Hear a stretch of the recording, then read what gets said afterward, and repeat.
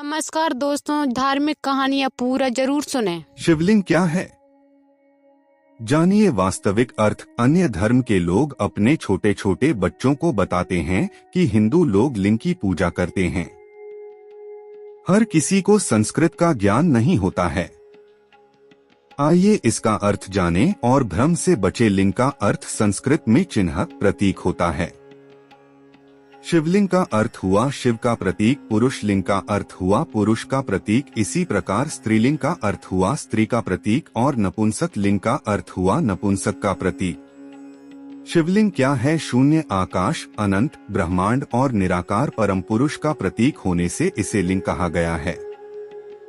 स्कंद पुराण में कहा है कि आकाश स्वयं लिंग है। शिवलिंग वातावरण सहित घूमती धरती तथा सारे अनंत ब्रह्मांड, क्योंकि ब्रह्मांड गतिमान है, का अक्ष धुरी ही लिंग है।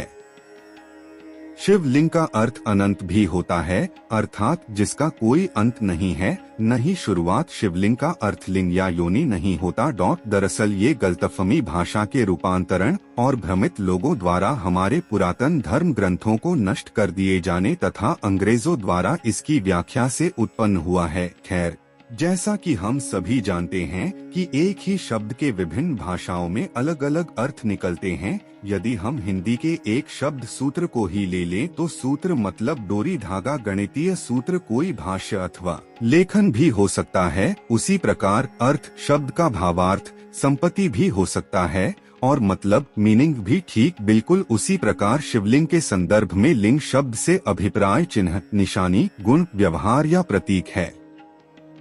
धरती उसका पीठ या आधार है और सब अनंत शून्य से पैदा हो उसी में लय होने के कारण इसे लिंग कहा है तथा कई अन्य नामों से भी संबोधित किया गया है, जैसे प्रकाश स्तंभ लिंग, अग्नि स्तंभ लिंग, ऊर्जा स्तंभ लिंग, ब्रह्मांडीय स्तंभ लिंग। ब्रह्मांड में दो ही चीजें हैं, ऊर्जा और पदार्थ। हमारा शरीर पदार्थ से निर्मित है और आत्मा ऊर्जा है। इसी प्रकार शिव पदार्थ और शक्ति ऊर्जा का प्रतीक बनकर शिवलिंग कहलाते हैं। ब्रह्मांड में उपस्थित समस्त ठोस तथा ऊर्जा शिवलिंग में निहित है।